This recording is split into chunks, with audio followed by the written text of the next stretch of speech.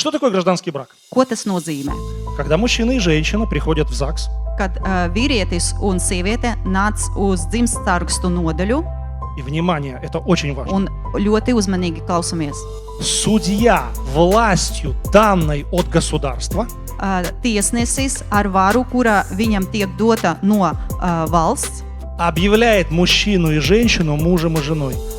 pasludina sievieti un vīrieti par vīru un sievu. Делает запись в реестре Viņš taisa ierakstu grāmata и выдает свидетельство о браке. un dod laulības apliecību. Это и есть гражданский брак. Tas arī ir civila laulība. А когда парень и девушка Bet, kad puisis vai meitene живут вместе и говорят, мы живем в гражданском браке, dzīvo kopdzīvi un saka, mēs dzīvojam civila laulībā, это к гражданскому браку не имеет вообще никакого отношения. tam nav uz civila laulību nekādas attiecības. Это, друзья, языком Библии называется блуд, Dieva vārda tas ir netiklība, а языком светским это называется сожительство.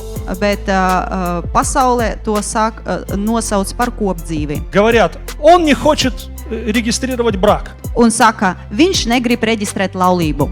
У меня вопрос к девушке. Man ir jautājums pie meitenes. А почему ты так легко доступна?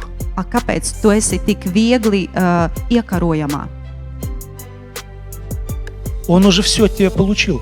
Viņš visu no tevis jau ir saņēmis. Ему не нужен брак. Зачем? Viņam tā laulība vairs nav vajadzīga. Все, что можно было, ты ему уже отдала. Tu viņam atdevi visu, kas viņam bija vajadzīgs. Конечно, он не хочет брак. Protams, ka viņš negrib laulību. А зачем? Так легче. Priekš kam? Tā ir vieglāk. И вот люди живут и говорят, мы в гражданском браке. Un cilvēki dzīvo un saka, mēs dzīvojam civila laulībā. Увы, не в гражданском браке, в сожительстве. Tas nav civila laulība. Tas ir seksuāla kopdzīve. И тогда у мужчины иллюзия любви, Un tad vīrietim ir mīlestības ilūzija, а у женщины иллюзия семьи.